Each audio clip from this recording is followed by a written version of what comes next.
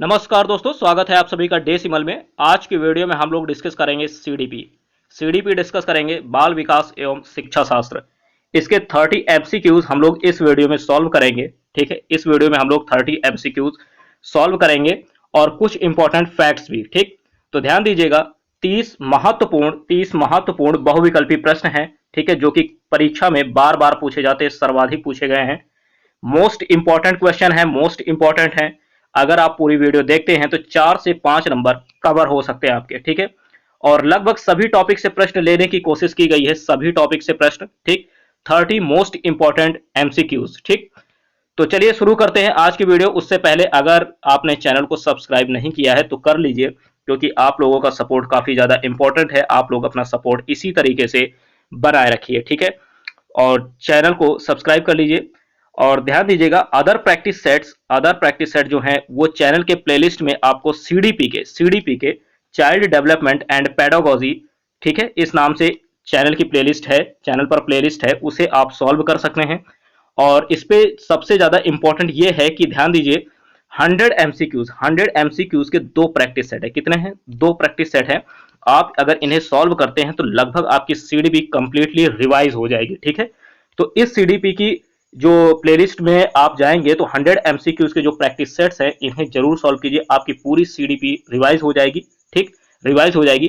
तो चलिए शुरू करते हैं आज के जो सीडीपी का ये प्रैक्टिस सेट है। 30 मोस्ट इंपॉर्टेंट क्वेश्चन है और पूरी वीडियो से 4 से 5 नंबर आपके कवर हो सकते हैं, 4 से 5 नंबर कवर हो सकते हैं। तो देखिएगा, पहला प्रश्न है, आज का पहला प्रश्न है, नोट कीजिए। वर्तमान समय में मनोविज्ञान है, नोट कीजिएगा, वर्तमान समय में मनोविज्ञान है, क्या है?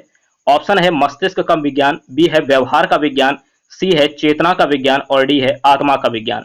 तो देखिएगा, इस प्रश्न का जो राइट आंसर है वो क्या होगा? वर्तमान समय में मनोविज्ञान है व्यवहार का विज्ञान। किसका है? व्यवहार का।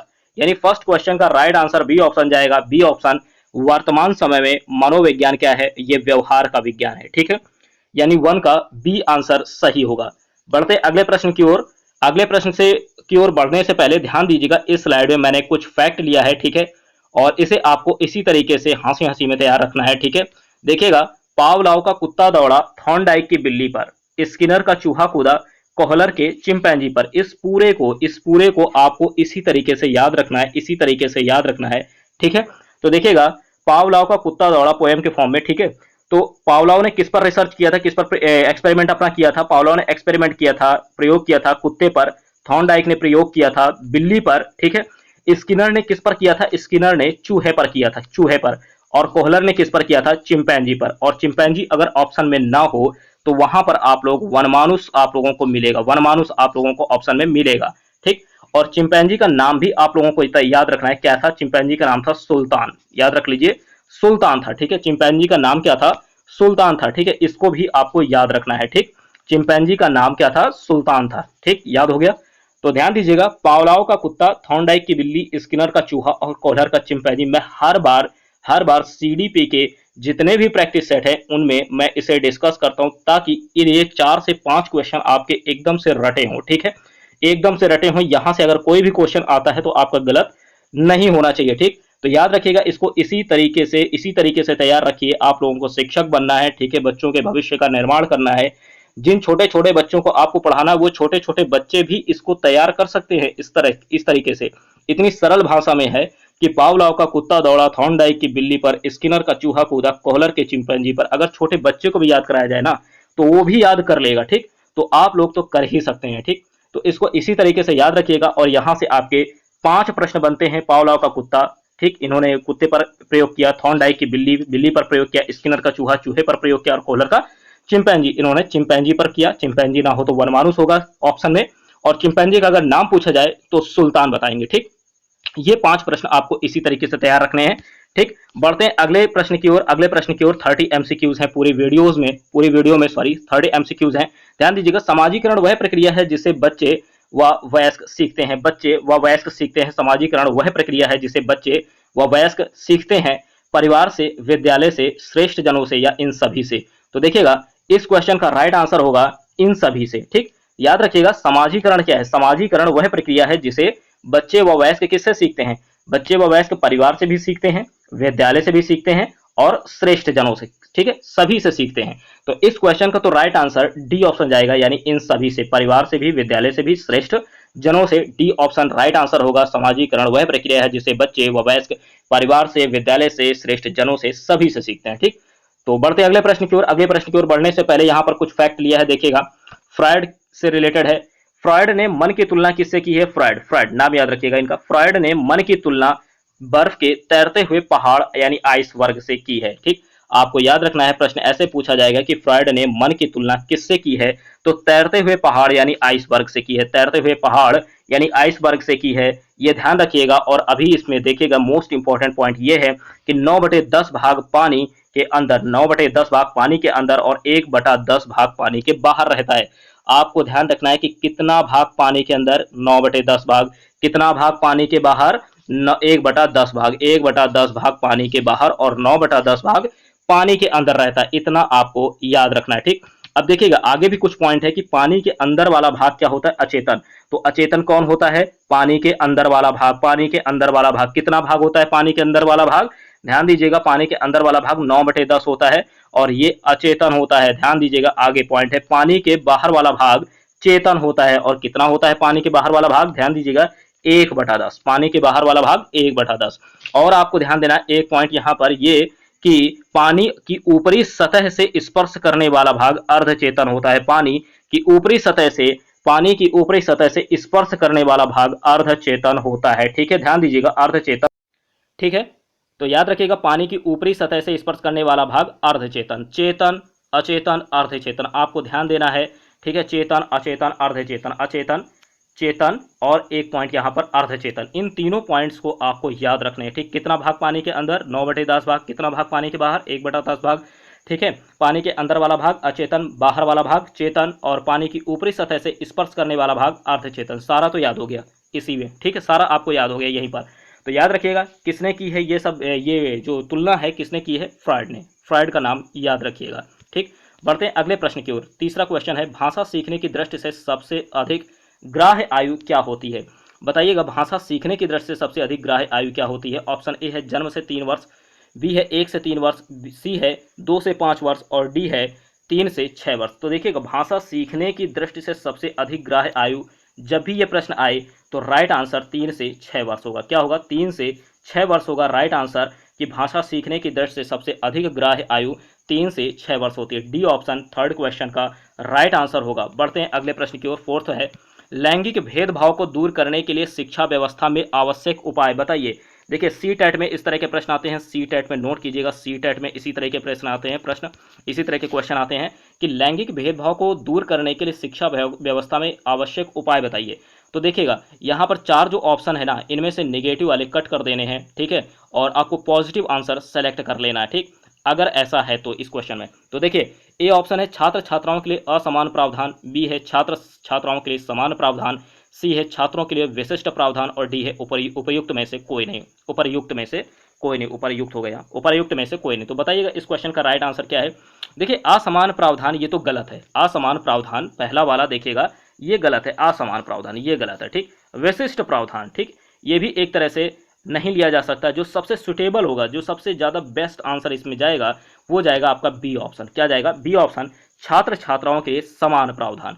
ये जो छात्र छात्राओं के लिए समान शब्द है ना, ये समान प्रावधान में समान शब्द है, ये लैंगिक भेदभाव को दूर करने के लिए शिक्षा व्यवस्था में, ठीक है, आवश्यक उपाय है। तो बी ऑप्शन जो है, बी ऑप्शन राइट आंसर जाएगा, छात्र छात्राओं के लिए समान प्रावधान। अगर एक समान प्रावधान होंगे तो ये लैंगिक, इसमें इसको लैंगिक भेदभाव नहीं कहा जा सकता। लैंगिक भेदभाव को दूर किया जा चुका है, इसका मतलब अगर समान प्रावधान है। ठीक है, तो बी ऑप्शन राइट आंसर होगा। बढ़ते हैं अगले प्रश्न की ओर। पांचवा है, जब बालक सीखने के लिए तैयार होता है तब वह जल्दी व प्रभावशाली तरीके से सीखता है। यह सिद्धांत प्रतिपादित किया, किसने प्रतिपादित किया?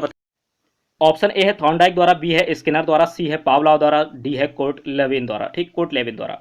तो बताइए इस क्वेश्चन का राइट आंसर क्या होगा? फिफ्थ का राइट आंसर नोट कीजिए, थॉर्नडाइक द्वारा। ठीक है, थॉर्नडाइक द्वारा, ए ऑप्शन राइट आंसर है, नोट कीजिए। जब बालक सीखने के लिए तैयार होता है तब वह जल्दी व प्रभावशाली तरीके से सीखता है। यह सिद्धांत प्रतिपादित किया है थॉर्नडाइक ने। किसने? थॉर्नडाइक ने। तो फिफ्थ का राइट आंसर होगा, फिफ्थ का राइट आंसर ए ऑप्शन होगा, याद रखिएगा।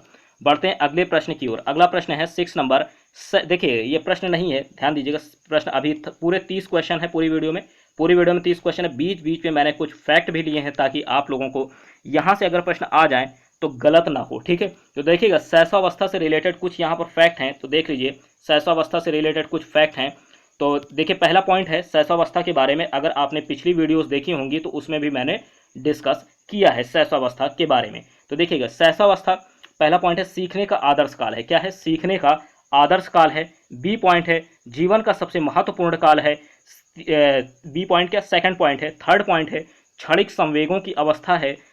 फोर्थ पॉइंट है अनुकरण द्वारा सीखने की अवस्था है। और पांचवा याद रखिएगा भावी जीवन की आधारशिला। प्रश्न ऐसे पूछा जाएगा कि जीवन का सबसे महत्वपूर्ण काल कौन सी अवस्था मानी जाती है? तो शैशवावस्था राइट आंसर टिक कीजिएगा, ठीक है।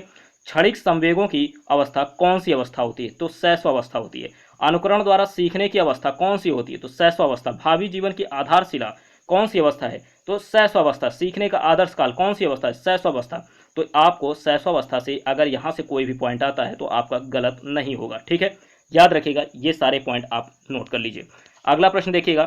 तो देखिए 6 नंबर प्रश्न अब हम लोग सॉल्व करेंगे। 6 नंबर है एक शिक्षक को कक्षा में कार्य करना चाहिए। एक शिक्षक को कक्षा में कार्य करना चाहिए। क्या करना चाहिए? ऑप्शन ए है प्रगतिशील भूमिका में, बी है प्रभुत्ववादी भूमिका में, सी है प्रजातांत्रिक भूमिका में और डी है प्रभावशाली भूमिका में। तो देखिएगा इस क्वेश्चन का राइट आंसर होगा प्रजातांत्रिक। प्रजातांत्रिक, ठीक। सी ऑप्शन राइट आंसर है। प्रजातांत्रिक भूमिका में एक शिक्षक को कार्य करना चाहिए। एक शिक्षक को प्रजातांत्रिक भूमिका में कार्य करना चाहिए। तो सी ऑप्शन इस क्वेश्चन का राइट आंसर होगा 6 का। बढ़ते हैं अगले प्रश्न की ओर।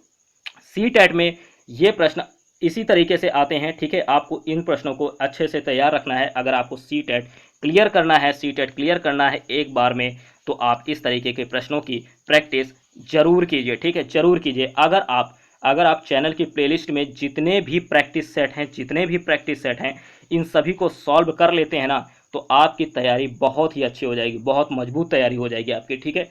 तो पूरे प्रैक्टिस सेट को जितने भी हैं, ठीक, ये 8th नंबर प्रैक्टिस सेट है। इससे पहले 7 प्रैक्टिस सेट अपलोड किए जा चुके हैं, जिनमें से 100 MCQs के 2 प्रैक्टिस सेट हैं।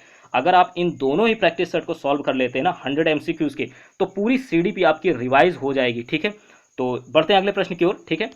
अगला प्रश्न है 7th, बाल केंद्रित शिक्षा का अर्थ क्या है? बाल केंद्रित शिक्षा का अर्थ क्या है? ऑप्शन ए है बच्चों को पूर्ण रूप से स्वतंत्रता देना, बी है बच्चों को नैतिक शिक्षा देना, सी है बच्चों को शिक्षक का अनुगमन और अनुकरण करने के लिए कहना और डी है बच्चों की अभिव्यक्ति और उनकी सक्रिय भागीदारी को महत्व देना। तो देखिएगा इस क्वेश्चन का जो राइट आंसर है वो डी ऑप्शन जाएगा, बच्चों की अभिव्यक्ति और उनकी सक्रिय भागीदारी को महत्व देना। बच्चों की अभिव्यक्ति और उनकी सक्रिय भागीदारी को महत्व देना, ये जो है बाल केंद्रित शिक्षा का अर्थ है। नोट कीजिएगा, बाल केंद्रित शिक्षा का अर्थ है बच्चों की अभिव्यक्ति और उनकी सक्रिय भागीदारी को महत्व देना। 7th का डी ऑप्शन राइट आंसर होगा। बढ़ते हैं अगले प्रश्न की ओर। अगला प्रश्न है 8th नंबर, व्यक्तित्व मापन की परीक्षण विधि है। व्यक्तित्व मापन की परीक्षण विधि कौन सी है? राइट आंसर देखते ही आप लोगों ने टिक कर दिया होगा, ठीक है। ऑप्शन ए है रोडसा परीक्षण, बी है परिस्थिति परीक्षण, सी है व्यक्तित्व परिसूची और डी है व्यक्ति इतिहास। तो व्यक्ति इतिहास तो भैया कभी नहीं होगा, ठीक। व्यक्ति परिसूची भी नहीं होगा, परिस्थिति परीक्षण भी नहीं होगा, तो क्या होगा? रोडसा परीक्षण ही तो होगा। 8th का राइट आंसर ए ऑप्शन होगा। 8th का राइट आंसर ए ऑप्शन होगा। प्रैक्टिस सेट जितने भी हैं प्लेलिस्ट में, अगर आप उन्हें सॉल्व कर लेते हैं तो इस तरह के क्वेश्चन आप लोग बिल्कुल धुआं कर देंगे, ठीक है। तो 8th का राइट आंसर ए ऑप्शन होगा, रोडसा परीक्षण, ठीक। अगला क्वेश्चन है देखिए बाल्यावस्था से, देखिए यहाँ पर बाल्यावस्था से रिलेटेड कुछ पॉइंट्स दिए हैं, नोट कीजिएगा। कुछ पॉइंट्स है बाल्यावस्था से रिलेटेड, तो नोट कर लीजिए। देखिएगा बाल्यावस्था नंबर 1 पॉइंट है प्रारंभिक विद्यालय की आयु, बी है मिथ्या परिपक्वता का काल, सी है खेल की आयु और 4th पॉइंट है नए कौशल एवं क्षमताओं के विकास की वृद्धि में स्वर्णिम काल और 5वां पॉइंट है प्रतिद्वंदात्मक समाजीकरण का काल। तो देखिएगा ये जो 5 पॉइंट है 1 2 3 4 5 आपको इन 5 पॉइंट को तैयार रखना है, ठीक। तो देखिएगा ये 5 पॉइंट फिर से एक बार, प्रारंभिक विद्यालय की आयु अगर पूछा जाए तो बाल्यावस्था होगा। मिथ्या परिपक्वता का काल पूछा जाए बाल्यावस्था, खेल की आयु बाल्यावस्था, नए कौशलों एवं क्षमताओं के विकास की वृद्धि में स्वर्णिम काल 4था पॉइंट है स्वर्णिम काल तो बाल्यावस्था और प्रतिद्वंदात्मक समाजीकरण का काल तो बाल्यावस्था। इनमें से कोई भी पॉइंट आए आपका गलत नहीं होगा। ठीक, इन पांचों पॉइंट को याद रखिएगा, बाल्यावस्था से संबंधित है। ठीक है, अगला प्रश्न है, देखिएगा अगला प्रश्न 9th नंबर है, अनुकूलित अनुक्रिया सिद्धांत। अनुकूलित अनुक्रिया सिद्धांत किसके अनुकूलन पर बल देता है? अनुकूलित अनुक्रिया सिद्धांत किसके अनुकूलन पर बल देता है? ऑप्शन ए है व्यवहार, बी है तर्क, सी है चिंतन और डी है अभिप्रेरणा। तो 9th का राइट आंसर होगा व्यवहार। ठीक है, व्यवहार याद रखिएगा, अनुकूलित अनुक्रिया सिद्धांत, अनुकूलित अनुक्रिया सिद्धांत ये व्यवहार के अनुकूलन पर बल देता है, व्यवहार के अनुकूलन पर बल देता है। 9th का राइट आंसर ए ऑप्शन होगा, ए ऑप्शन। ठीक है, ए ऑप्शन राइट आंसर। बढ़ते हैं अगले प्रश्न की ओर। 10th नंबर से पहले इससे रिलेटेड कुछ फैक्ट है अनुकूलित अनुक्रिया सिद्धांत से, तो नोट कीजिएगा जरा कि अनुकूलित अनुक्रिया सिद्धांत ये व्यवहार के अनुकूलन पर बल देता है। इस सिद्धांत के अनुसार अस्वाभाविक उद्दीपक को स्वाभाविक उद्दीपक के साथ बार बार प्रस्तुत करने पर प्राणी अस्वाभाविक उद्दीपक के प्रति भी स्वाभाविक उद्दीपक जैसी अनुक्रिया करने लगता है। देखिएगा क्या बोला जा रहा है कि अगर इस सिद्धांत के अनुसार क्या है, इस सिद्धांत के अनुसार अस्वाभाविक उद्दीपक को स्वाभाविक उद्दीपक के साथ अगर बार बार प्रस्तुत किया जाता है तो प्राणी अस्वाभाविक उद्दीपक के प्रति भी स्वाभाविक उद्दीपक जैसी अनुक्रिया करने लगता है। यह है अनुकूलित अनुक्रिया सिद्धांत, जो कि व्यवहार के अनुकूलन पर बल देता है, व्यवहार के अनुकूलन पर बल देता है। ठीक है, तो याद रखिएगा, इससे रिलेटेड ये फैक्ट नोट कर लीजिएगा, इसको इसी तरीके से नोट कर लीजिएगा, इसी तरीके से। ठीक है, बढ़ते हैं अगले प्रश्न की ओर। अगला प्रश्न है, नोट कीजिए, यहाँ पर किशोरावस्था से रिलेटेड पॉइंट दिए गए हैं, जैसे कि अभी आपने शैशवावस्था, बाल्यावस्था और शैशवावस्था, बाल्यावस्था पढ़ी, उसी तरीके से किशोरावस्था से रिलेटेड पॉइंट है, नोट कीजिएगा। किशोरावस्था में पहला पॉइंट दिया गया अटपटी व उलझन की अवस्था। अटपटी व उलझन की अवस्था, इसे किशोरावस्था बोलते हैं। प्रबल दबाव व तनाव की अवस्था, प्रबल दबाव व तनाव की अवस्था, प्रबल दबाव व तनाव की अवस्था, यह भी किशोरावस्था होती है। ठीक है, प्रबल दबाव व तनाव की अवस्था, यह भी किशोरावस्था होती है।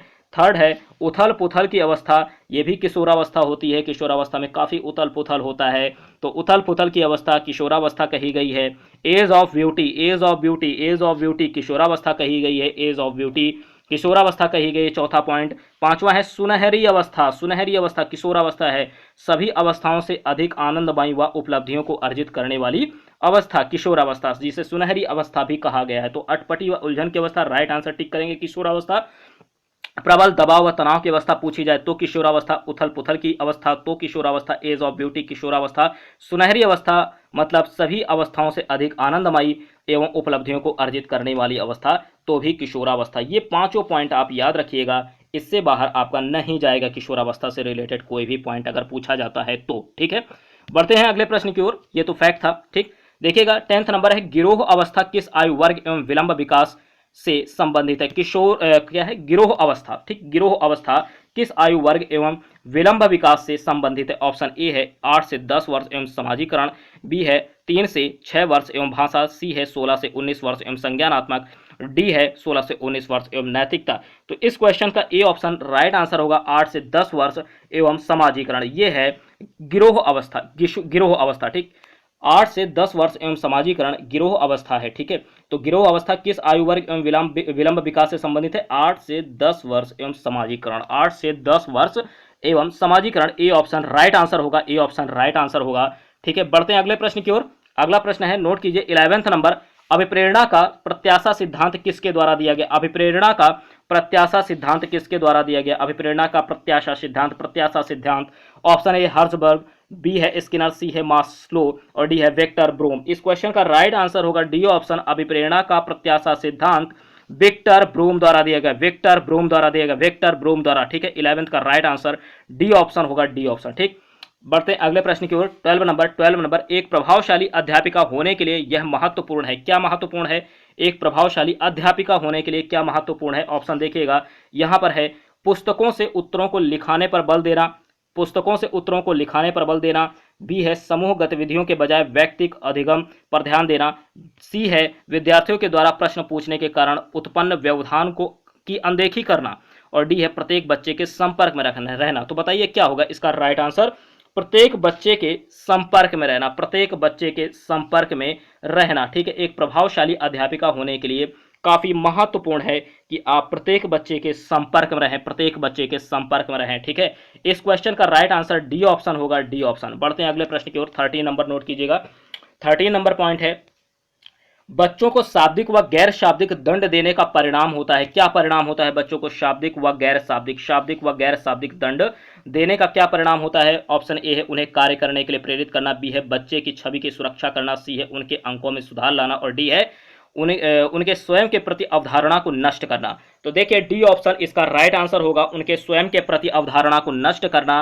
ठीक है, बच्चों को शाब्दिक व गैर शाब्दिक दंड देने का परिणाम होता है कि उनके स्वयं के प्रति अवधारणा को नष्ट करना। ठीक है, तो देखिएगा इससे रिलेटेड फैक्ट भी इस क्वेश्चन का राइट आंसर पहले मैं बता दूं, डी ऑप्शन होगा इसका राइट आंसर, डी ऑप्शन होगा उनके स्वयं के प्रति अवधारणा को नष्ट करना। ठीक है, ये परिणाम होता है अगर आप शाब्दिक या गैर शाब्दिक दंड देते हैं, शाब्दिक या गैर शाब्दिक दंड देते हैं तो उनके स्वयं के प्रति जो अवधारणा होती है वो नष्ट हो जाती है। तो देखिएगा बच्चों को शाब्दिक व गैर शाब्दिक दंड देने से बचना चाहिए। ठीक है, मतलब दंड नहीं देना है बच्चे को, समझाना है आपको। ठीक है, दंड नहीं देना है बच्चे को, समझाना है, क्योंकि इससे उनके स्वयं के प्रति जो अवधारणा होगी वो नष्ट हो जाती है और कुछ नया सीखने के प्रति उनमें भय या नकारात्मकता उत्पन्न होती है। ठीक, तो जब अवधारणा नष्ट हो जाती है स्वयं के प्रति तो उनके अंदर क्या होता है कि कोई भी चीज़ अगर नई है उसे सीखना है तो उसके प्रति क्या होता है, उनके अंदर भय व नकारात्मकता उत्पन्न हो जाती है जो उनके विकास को, ठीक है, बाधित करती है। ठीक है, विकास में बाधा उत्पन्न करती है। तो याद रखिएगा बच्चे को आपको दंड नहीं देना है, पनिशमेंट नहीं करना है, पनिशमेंट नहीं देनी। ठीक है, आपको उन्हें समझाना है। ठीक, तो याद रखिएगा इस क्वेश्चन का राइट आंसर डी ऑप्शन होगा, डी ऑप्शन। ठीक, बढ़ते हैं अगले प्रश्न की ओर, डी ऑप्शन है 14 नंबर है, वंचित समूहों के विद्यार्थियों को सामान्य विद्यार्थियों के साथ साथ पढ़ाना चाहिए, इसका अभिप्राय क्या है? वंचित समूहों के विद्यार्थियों को वंचित समूहों के विद्यार्थियों को सामान्य विद्यार्थियों के साथ साथ पढ़ाना चाहिए, इसका क्या अभिप्राय? ऑप्शन ए है विशेष शिक्षा, बी है समावेशी शिक्षा, सी है एकीकृत शिक्षा और डी है अपवर्जक शिक्षा। इस क्वेश्चन का राइट आंसर बी ऑप्शन होगा, समावेशी शिक्षा। समावेशी शिक्षा, इसका अभिप्राय क्या है? समावेशी शिक्षा। अगर कोई वंचित समूह के विद्यार्थी हैं उनको सामान्य विद्यार्थियों के साथ पढ़ाया जाता है तो इसका अभिप्राय समावेशी शिक्षा होगा, समावेशी शिक्षा। ठीक, बी ऑप्शन इसका राइट आंसर होगा, क्या होगा? बी ऑप्शन राइट आंसर, समावेशी। अगला प्रश्न है 15 नंबर, इनमें से कौन सा त्रितंत्रीय सिद्धांत में व्यवहारिक बुद्धि का अभिप्राय नहीं है? ठीक है, कौन सा त्रितंत्रीय सिद्धांत में व्यवहारिक बुद्धि का अभिप्राय नहीं है? ऑप्शन ए बताइएगा, पर्यावरण। ऑप्शन ए है पर्यावरण का पुनर्निर्माण करना, बी है केवल अपने विषय में व्यवहारिक रूप से विचार करना, सी है इस प्रकार की पर्यावरण का चयन करना जिसमें आप सफल हो सकते हैं, और डी है पर्यावरण के साथ अनुकूलन करना। तो देखिएगा इस क्वेश्चन का जो राइट आंसर है, आपसे पूछा जा रहा नहीं है। ठीक, यानी निगेटिव है, निगेटिव आपसे पूछा जा रहा है। तो देखिएगा जब निगेटिव यहाँ पर है, निगेटिव है कि पूछा जा रहा है इनमें से कौन सा त्रितंत्रीय सिद्धांत में व्यवहारिक बुद्धि का अभिप्राय नहीं है, तो देखिए यहाँ पर नहीं पूछा जा रहा है अर्थात निगेटिव जा रहा है। तो देखिए ये जो केवल वर्ड होता है ये भी तो निगेटिव होता है, केवल वर्ड। यहाँ पर सी टेट में इस तरह के जब भी प्रश्न आए उनमें ऑप्शन दिया जाए केवल लगा हो तो वो नेगेटिव सेंस में जाता है। ठीक, केवल अपने विषय में व्यवहारिक रूप से विचार करना, ठीक, केवल अपने विषय में व्यवहारिक रूप से विचार करना। तो ये जो है इसका राइट आंसर होगा, राइट आंसर बी ऑप्शन होगा, आपको बी ऑप्शन सेलेक्ट करना है। ठीक है, याद रखिएगा सी टेट में अगर पॉजिटिव क्वेश्चन है तो उसके लिए पॉजिटिव आंसर जाएगा, नेगेटिव है तो नेगेटिव के लिए नेगेटिव आंसर जाएगा, ध्यान रखिएगा। ठीक है, अगर पॉजिटिव क्वेश्चन पूछा जा रहा है तो पॉजिटिव के लिए पॉजिटिव जाएगा, और अगर निगेटिव क्वेश्चन है, नेगेटिव है, नकारात्मक है वो, तो उसका आंसर भी नकारात्मक ही जाएगा। ठीक, तो इसका राइट आंसर बी ऑप्शन होगा, बी ऑप्शन 15 का बी होगा, केवल अपने विषय में व्यवहारिक रूप से विचार करना। अगला प्रश्न देखते हैं 16 नंबर, कोलबर्ग ने प्रस्तुत किए हैं संज्ञानात्मक विकास के चरण, बी है शारीरिक विकास के चरण, सी है नैतिक विकास के चरण और डी है संवेगात्मक विकास के चरण। तो देखिएगा यहाँ पर विकास करिएगा, विकास ये सा अलग हो गया है, विकास कर लीजिए। ठीक, कोलबर्ग ने प्रस्तुत किए हैं नैतिक विकास के चरण, क्या प्रस्तुत किए हैं? नैतिक विकास के चरण। 16 का सी राइट आंसर होगा, 16 का सी राइट आंसर होगा। अगला प्रश्न देखते हैं, पियाजे के अनुसार बच्चों को चिंतन वयस्कों से ... में भिन्न होता है बजाय ... के। तो इसका देखिए राइट आंसर ऑप्शन ए है मात्रा प्रकार, मात्रा। ये पहले देखिए इसका जो ऑप्शन है इसको इस तरह से भरना है जैसे यहाँ पर मात्रा, यहाँ पर प्रकार। ठीक, यहाँ पर आकार जाएगा, यहाँ पर मूर्त परकता जाएगा, यहाँ पर प्रकार जाएगा, यहाँ पर मात्रा जाएगा, यहाँ पर आकार जाएगा, यहाँ पर किस्म जाएगा। तो इस तरीके से चेक करना है, दोनों को दोनों जगह पर रख रहे, पहले को यहाँ पर दूसरे को यहाँ पर, पहले को यहाँ पर दूसरे को यहाँ पर, पहले को यहाँ पर दूसरे को यहाँ पर, इस तरीके से चेक करना है, ठीक है, कि कौन सा राइट आंसर आपका होगा। तो देखिए, मात्रा प्रकार है, दूसरा है आकार मूर्त परकता, सी है प्रकार मात्रा, डी है आकार किस्म। तो इस क्वेश्चन का जो राइट आंसर जाएगा 17 का, वो प्रकार मात्रा जाएगा, यानी सी ऑप्शन प्रकार मात्रा, प्रकार मात्रा जाएगा। तो देखिएगा सी ऑप्शन जो राइट आंसर जाएगा, ध्यान दीजिएगा, पियाजे के अनुसार बच्चों को चिंतन वयस्कों से क्या होता है, प्रकार में भिन्न होता है, बजाय मात्रा के, ठीक है। तो इस क्वेश्चन का जो राइट आंसर होगा वो क्या होगा, प्रकार और मात्रा, प्रकार मात्रा, ठीक, 17 का सी राइट आंसर होगा। अगला प्रश्न देखते हैं, विकास की गति एक व्यक्ति से दूसरे में भिन्न होती है, किंतु यह एक ... नमूने का अनुगमन करती है। ऑप्शन ए है एड़ी से चोटी, बी है अव्यवस्थित, सी है अप्रत्याशित और डी है क्रमबद्ध और व्यवस्थित। तो इसका राइट आंसर जाएगा डी ऑप्शन क्रमबद्ध और व्यवस्थित। देखिएगा, विकास की गति एक व्यक्ति से दूसरे व्यक्ति में भिन्न होती है, किंतु यह एक क्रमबद्ध और व्यवस्थित नमूने का अनुगमन करती है, क्रमबद्ध और व्यवस्थित नमूने का अनुगमन करती है। डी ऑप्शन राइट आंसर होगा, डी ऑप्शन राइट आंसर। अगला देखते हैं 19 नंबर, सीखना। ऑप्शन ए है सीखने वाले के संवेगों से प्रभावित नहीं होता है, बी है संवेगों से क्षीण संबंध रखता है, सी है सीखने वाले के संवेगों से स्वतंत्र है और डी है सीखने वाले के संवेगों से प्रभावित होता है। तो इस क्वेश्चन का राइट आंसर डी ऑप्शन होगा, सीखने वाले के संवेगों से प्रभावित होता है, सीखने वाले के संवेगों से प्रभावित होता है। तो 19 का राइट आंसर डी ऑप्शन होगा, सीखना क्या है, सीखने वाले के संवेगों से प्रभावित होता है, ठीक। 19 का राइट आंसर डी ऑप्शन होगा। अगला प्रश्न देखते हैं 20 नंबर, राष्ट्रीय पाठ्यचर्या की रूपरेखा 2005 के अनुसार शिक्षक की भूमिका क्या है, ठीक है। देखिए, ये एनसीएफ से क्वेश्चन है, एनसीएफ से है, राष्ट्रीय पाठ्यचर्या की रूपरेखा 2005 के अनुसार शिक्षक की भूमिका क्या है। ऑप्शन ए है अधिनायकी, बी है सत्तावादी, सी है सुविधादाता और डी अनुमति परक। तो इस क्वेश्चन का राइट आंसर होगा सी ऑप्शन सुविधादाता, सुविधादाता होगा।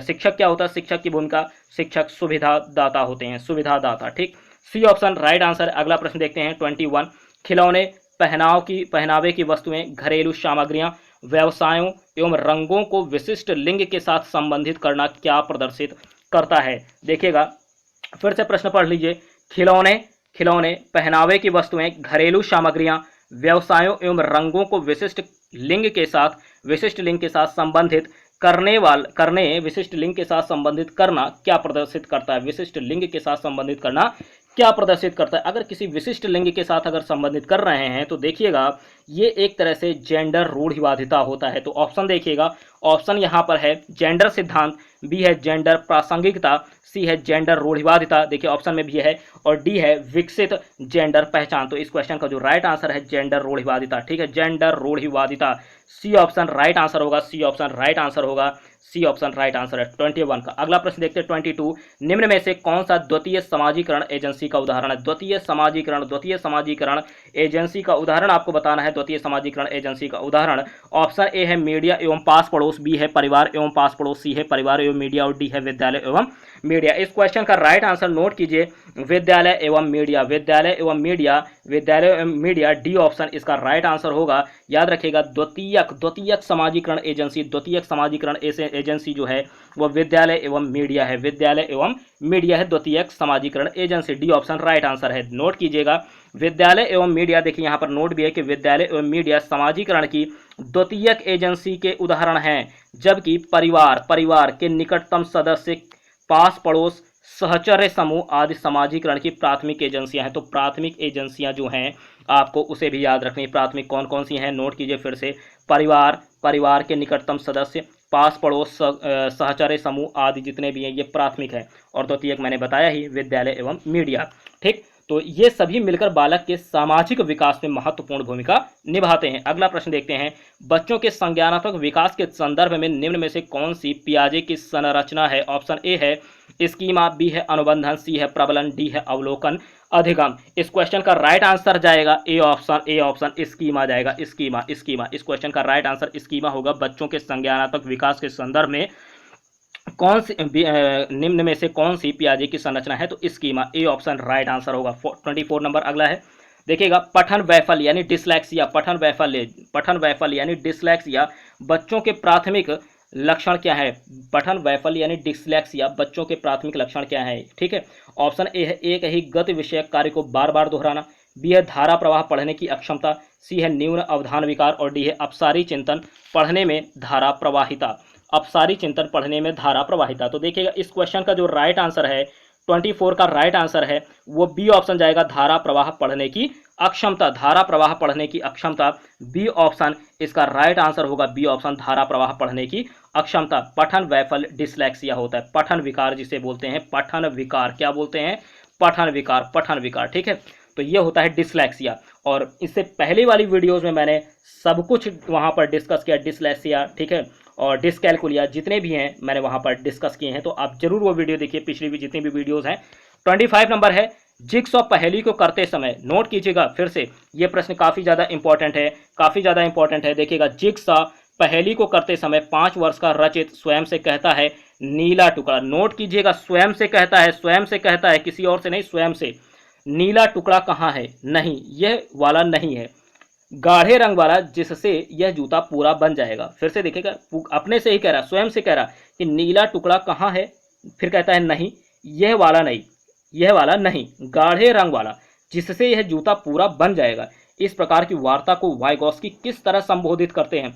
ऑप्शन ए है व्यक्तिगत वार्ता, बी है पाड़ यानी ढांचा, सी है आत्म केंद्रित वार्ता, डी है जोर से बोलना।